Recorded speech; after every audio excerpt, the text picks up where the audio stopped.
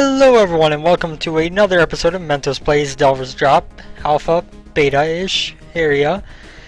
We are here today actually since we have been doing kind of a little consistency with it. The first episode of this version was done with the Sorcerer, followed up by another episode with the Rogue, so it only makes sense that we take a third episode to take a look at the other class currently in the game, the Gladiator. Now, of course, since yesterday I have learned about the shield bash and the backwards dodge, as well as probably a little bit better way of making use of the shield. So now, things to note with the Gladiator, that his attack is kind of, how to put it, it is not so much a swipe as it is a pound. So I'm guessing that he probably has a little bit less wide of a hitting angle, if that makes sense. I did play around with him a little bit just to get used to the version before I recorded that first video on the Sorcerer, but I also didn't pay quite as much attention to mechanics and everything in that case to be sure of things. So we are definitely going to try to reason out our way through how to handle the Gladiator here. I do have to say we have a Featherlight Mid-Haft Buster, which I believe is the opposite of the weapon that I got last time. If I recall correctly, I've heard that there are currently 2 Gladiator weapons in the game, and I had a different one last time, so this would be the other option. We are going to do our best to take out these bats here. So now, like I said, with this being more of a pound motion, I feel like the hitting range is definitely smaller. Whereas the Rogue, you could kind of stand there and swipe and hit several enemies at once. The Gladiator seems to be a bit more where you have to aim your shots a bit better, instead of just relying on being in the general area. So we are going to take our normal strategy of continuing on northwards. And we hit a switch to go east. Well, not a switch, but a pathway east. I probably shouldn't have picked up that health potion while I have full health, but no big deal. The first floor here isn't usually too hard on survival. So let us carry onwards, and we find our switch room. And in fact, we find a bat as well, because I hit the wrong switch. I thought for a second I had the right one, and then I walked over and saw the bat. I'm still not sure if there is any way to actually tell which switch is correct before you've hit them. But now with 3 switches hit, it is obviously the 4th one that is going to be the proper one. Excuse me for that hiccup. And we are just going to pick everything up here because there's really no reason not to, because we're going to be going down to the next floor now. So one thing to note is that the Gladiator does start out with 4 hearts, which I believe is more than the others, and 2 shields, which is... I'm trying to think, does the Rogue have 3 shields, or does the Rogue have 2? I think the Rogue has 3. No, the Rogue has... It was literally yesterday when I recorded that video of the Rogue, and now I am completely blanking on how much health it has. But regardless, the Gladiator is definitely more of a health-based class than an armor-based class. Which I don't know if that's really necessarily a good thing in terms of survivability. From my experience thus far, it has seemed a lot more common to get armor than it has to get health. And so to have a character who is heavier on health than armor puts you in puts a situation where it seems like maybe there isn't quite as many chances to fill up once you lose that armor as there are for other characters who have more armor, if that makes sense. Actually, I want to take our normal path, and I'm going to go north first. Oh, there's a slime right in front of that door. The hammer definitely does a decent bit of damage. Coming from a perspective of it's taken us sorry, my mind is not all here right now. it's taken us 2 hits to kill many things. You know, when we had the triplet, some of these things would take 3 hits to kill. Similarly, when we had the, what was it, the rusty machete for the rogue, they took a little bit longer to kill as well. So this is definitely the equivalent of the stronger of the rogue's weapons, in terms of strength.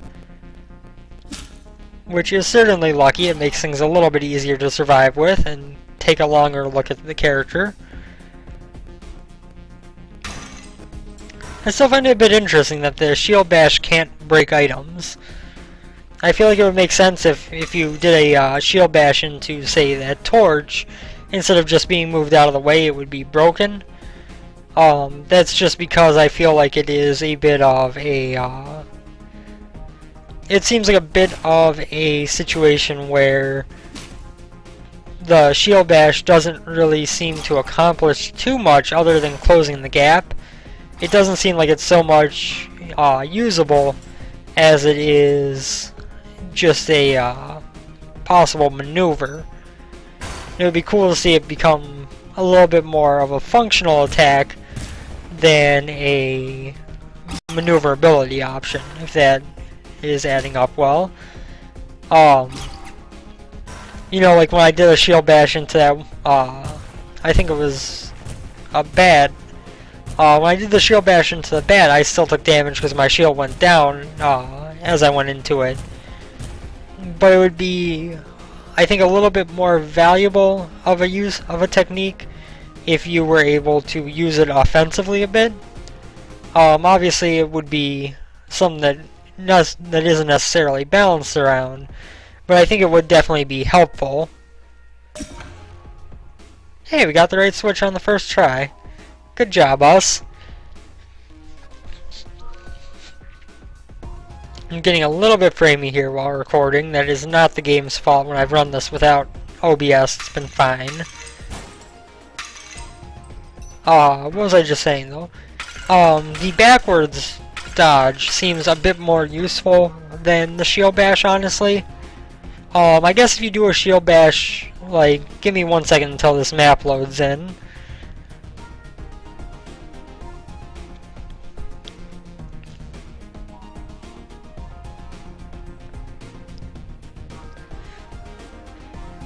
Taking a while, but we're gonna wait here. There we go. So yeah, what I was trying to say there, the shield bash, it seems like it's more useful almost, let's say there's a shot coming at me from above, to quickly dodge out of the way to the sides. Although admittedly, given the fact that if you hit down in that way, you do a longer dodge backwards, but I think the point of the backwards dodge in particular is that it puts you closer to your enemy than if you were to do a forwards dodge, so you can counterattack quicker. But when it comes to, like, if a ghost is firing a shot, you can dodge out of the way quickly with that, which I think is probably the best method to use it in, is the fact that you can use it to quickly traverse in any direction to get out of the way. I just feel like maybe it would be nice to have it be a little bit more capable in terms of actually ramming into stuff instead of just getting out of the way of stuff. Either way, it's definitely a technique that can be useful. If I hadn't been up against the torch there, it would have saved me from some damage by that goblin. I'm still getting used to the Gladiator's attack range a little bit here. It's definitely a big change from having the triple shot of the triplet that allowed us to that allowed us to kind of quickly and conveniently just, if they were far enough away or close enough, depending on your perspective, then we could just hit a swath of enemies at once. And similarly with the rogue's weapons, we were able to, with the swinging motion of them, hit a larger group at once. Whereas with the hammer here, unless things kind of start to get really close to each other, it's very hard to hit more than one enemy at the same time. So that does make it a little bit more difficult in some ways, but it is also made up for a bit with the fact that Well, I guess at the current it's not really too much different, since weapons and everything seem to be relatively around the same level of strength. But I could see in a situation where, god damn it, spider! Okay, spiders are horrible with this. I hate you, spiders.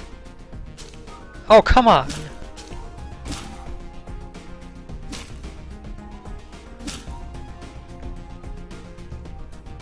Attaboy, Gladiator. Hit that spider. Hit that spider. Oh, come on! Don't die to the spiders! Anything but that! But yeah, whereas the other two seem to have, or the one specific weapon for the sorcerer seemed to have better multiple enemy skills, and the weapons in terms of strength aren't all that different right now. I do feel like as things progress in development and more weapons get added, that is something that is going to kind of balance out a bit. You know, as it stands, I would rather play as a rogue than a gladiator, just because I would prefer the sweeping motion of the sword to the pounding motion of the hammer. But at the same time, I also wouldn't mind playing as a sorcerer, because they've got, or the main one for the sorcerer, I should say, that is a single target, because that allows you to only hit one thing at a time, but also opens things up to where you can use ranged combat. I feel like over time it would make sense if the gladiator's hammers were to, how to best put it, were to kind of scale upwards in damage a bit more than the weapons of the other classes that have other advantages. Because right now everything feels kind of balanced in terms of weapon usage.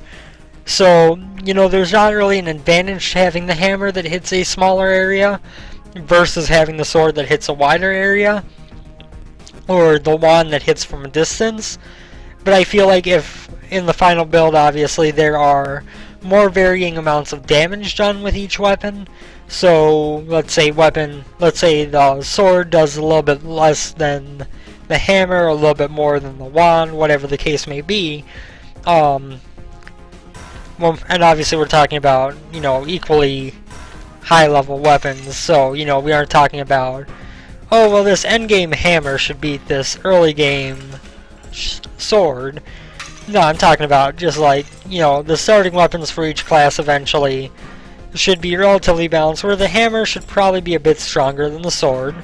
Got a little bit of our health back. It's hard to tell exactly how much given the little graphical representation glitch. I don't know why I went this way. I meant to go north! No! Haha! I got that spider good. But yeah, I feel like as the game progresses in development, I would like to see the weapons kind of vary themselves more and start to see a little bit more of an advantage had to the hammer to account for its lower striking, for its lower ability to strike large swaths of enemies, so you can do away with enemies quicker. While still having a decent amount of balance to it by way of its smaller targeting zone. But I also feel like, as it stands currently, the Gladiator is not a bad class. I just feel like I would prefer playing as one of the other ones because they simply have more useful advantages than the Gladiator has currently. And I feel like a little bit of weapon balancing in terms of strike type versus damage would be going a long way toward helping that, if that makes sense. So let us kill these bats. I'm thinking tomorrow will probably be into some Our Darker Purpose. I know I've mentioned that I was going to show that off for a while as well, and haven't gotten around to it. But I would like to make sure that I have the...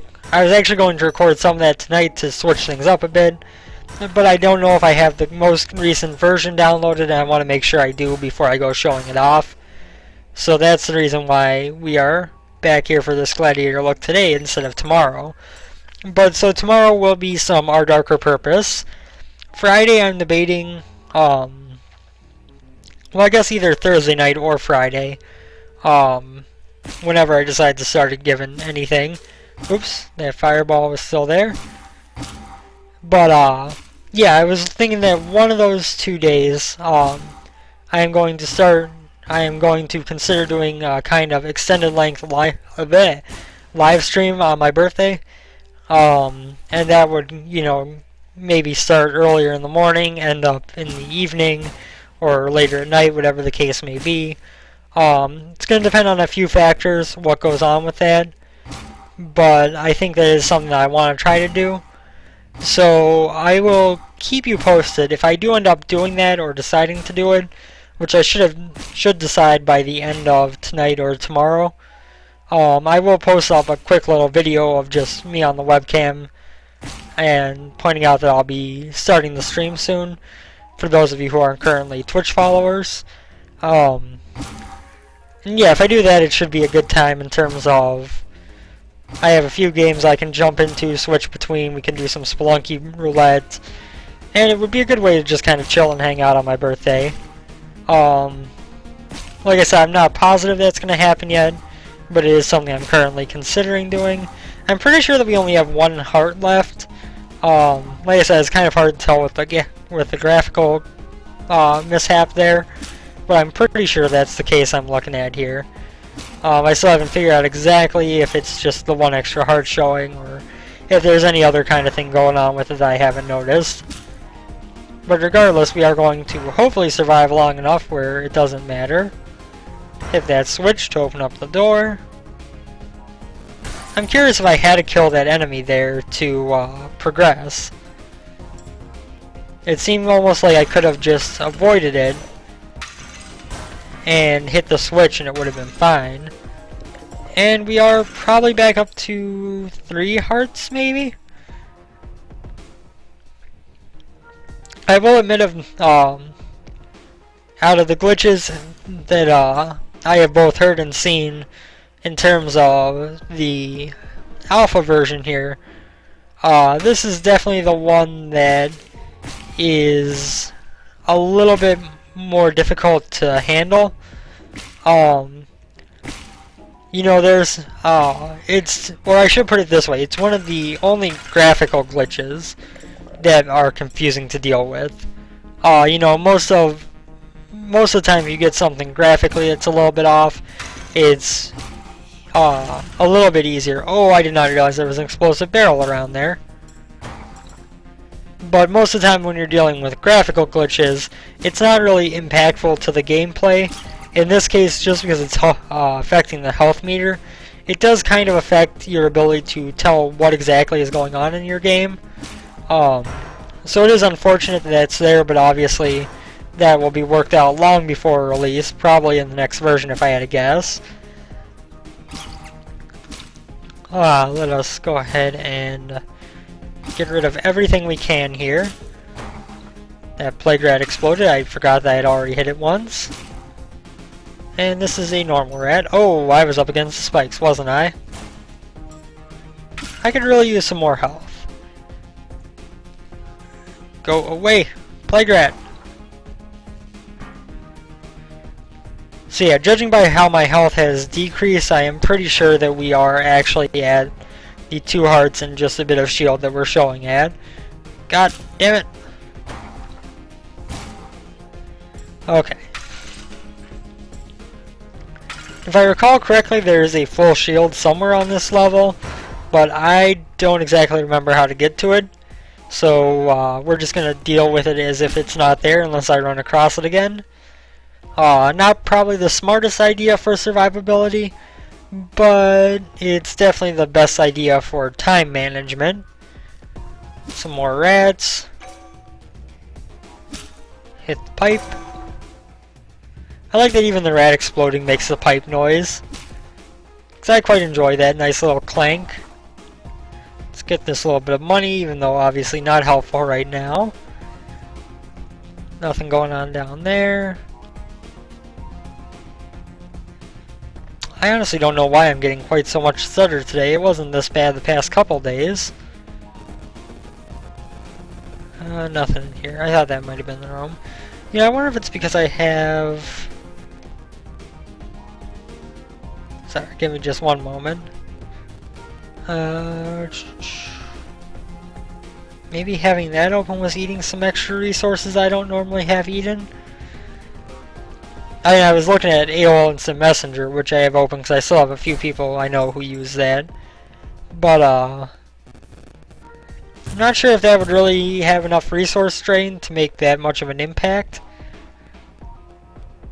So I don't know. If you've been following this channel for a while, you know sometimes my laptop likes to sometimes have some trouble with handling the recording process. Sometimes it works just fine. Sometimes it's not quite so helpful. It turns out that west was the way I should have gone to begin with. In fact, it is the way I went to begin with until I turned back around and decided to go north. Probably could have saved some time and some health by not turning around.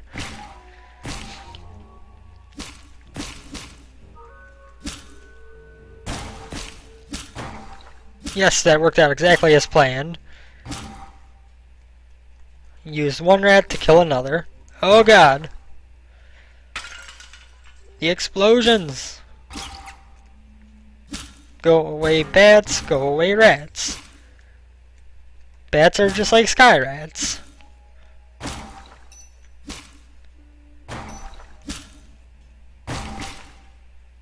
Die, all of you! There are so many enemies in this room. I want you all to die! Why won't you die? Also, Saturday is the redo of the Dark Souls 2 beta that got cancelled last time. So I am quite excited to hopefully have it actually work this time. And spend some time in there just messing around, seeing what I can do. A little bit of health doesn't hurt. Slap that rat. It should be added as well that if you notice, you know, these runs, granted there isn't everything that will be in the game in them, these runs do take a little bit long for given the situation of what we've got available. In terms of length of content, you know, we're talking about, where have I not gone? There's gotta be something over here I missed. Oh, the store to the south. The one that I looked at and then walked away from because I decided to go the other way. Okay. Fair enough. But yeah, what was I just saying?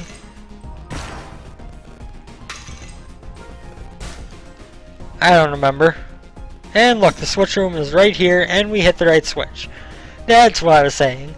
You know, we only have 5 floors in this version, which is actually one more than intended, but it is taking, you know, on a good run, 30 minutes or so to beat through. Sometimes a little bit longer than that even. Part of the reason for that is that Delver's Drop is not meant to be necessarily a game that you sit down and play through in one run, like a Spelunky, you know?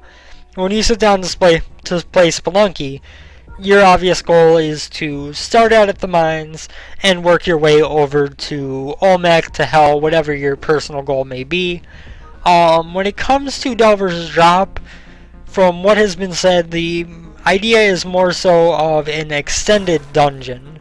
So instead of being, you know, start out at, you know, this level every time you start the game and work your way to the end of the game, it's more so meant to be a, how to put it, ooh, a big shield. I gotta be kind of careful not to pick up more shields than I need, but I also need to get health because I know that I'm not at full. I think I did just get a little bit of health potion there. But yeah, so, you know, if this is Zone 1, Sans Boss, and, you know, to go through Zone 1 in the final game, it'll be 5 floors, 4 or 5 floors, and it'll take around this length, is not a bad thing. You know, it's meant to be played in chunks. It is meant to be kind of a longer term game. To put it another way, it's more of a Rogue Legacy in terms of progression than it is a Binding of Isaac. So it's not meant where you're going to go through one zone, drop down to the next, and get through all the zones in one sitting. That's not how it's meant to be. That's not how it's meant to work out in the long run. I didn't even notice that there was a explosive barrel there. Spider! Just fall in the hole. Just be a nice guy and fall in the hole. But yeah, it's meant to be more of that, you know, you're going to be coming back to it. You're not going to be doing a run, and next time you play it's going to be a completely new run. You're going to be doing a run that's going to take you a few sittings unless you sit down and play for a long time straight, and then you're going to be able to come back and pick up where you left off. Now, it's not to say that it won't have its fair share of roguelike elements. You know, if you die, there is something working on being implemented called the Undelver, which will be a version of you with all the items that you left behind when you died, who you have to go up and fight if you want to get your items back. They'll be where you died in the level, although the levels will be randomized.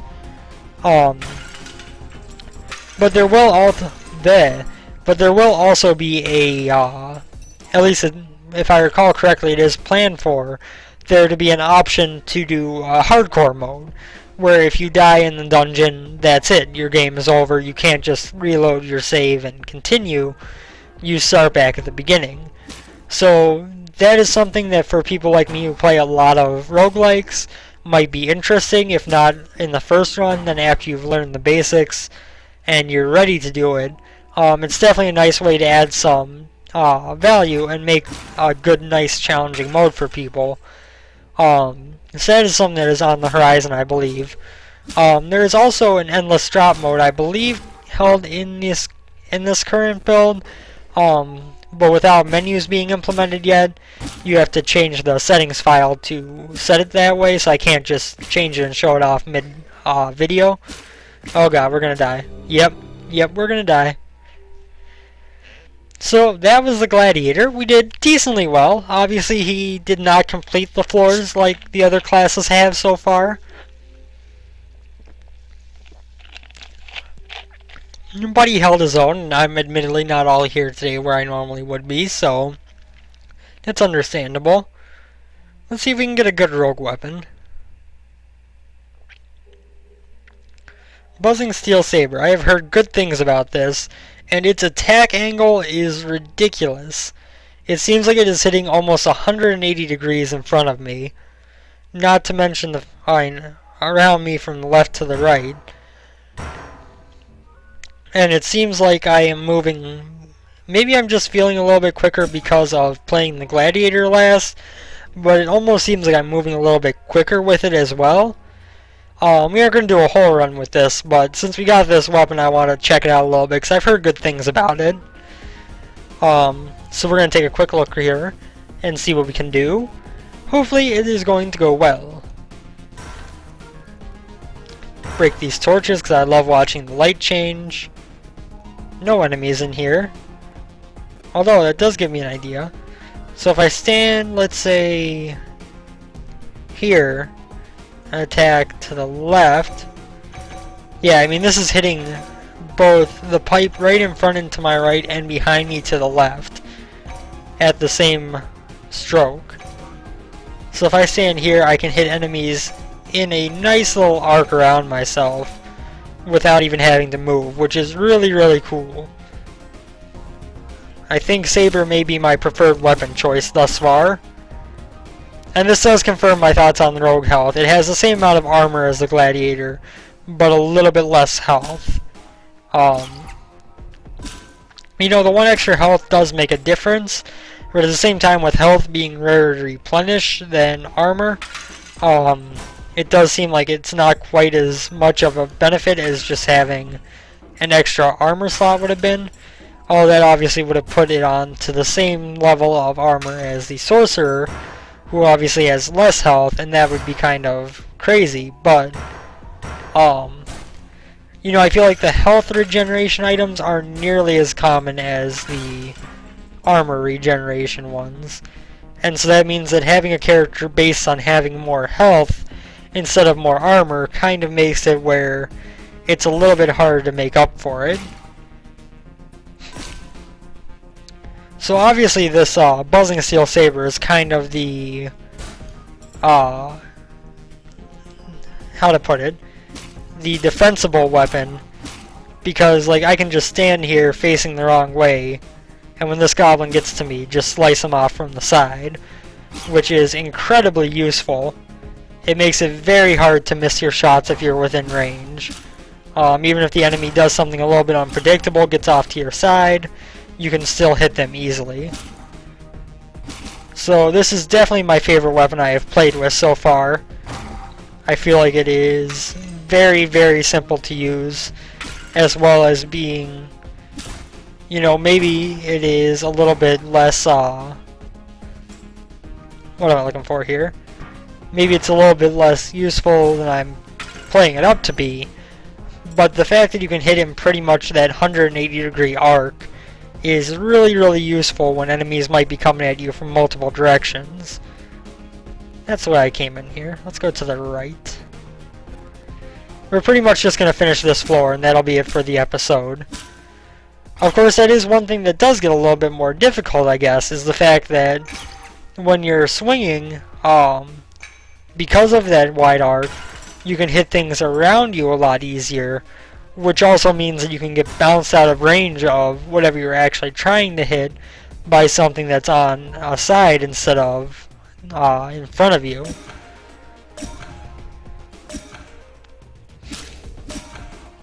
All three switches wrong, but we got the right one in the end, of course. Took a hit on purpose there, just so we can make use of this stuff back in the main room.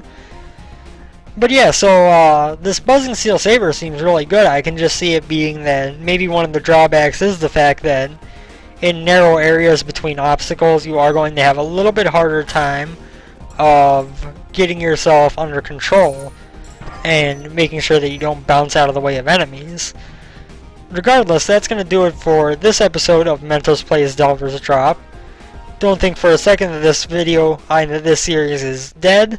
Obviously, as the game progresses more and more, we are going to be playing more of this, and it probably won't even be the next time there's an update before we see another video on it, unless there's an update coming real soon, because I do look forward to jumping into things and kind of doing a few messing around things to kind of experiment with and compare characters a bit. Either way, thank you guys for watching as always. I hope you have enjoyed the video. Hope you will continue to enjoy the videos. And I will see you next time. Take care, everyone, and see you later.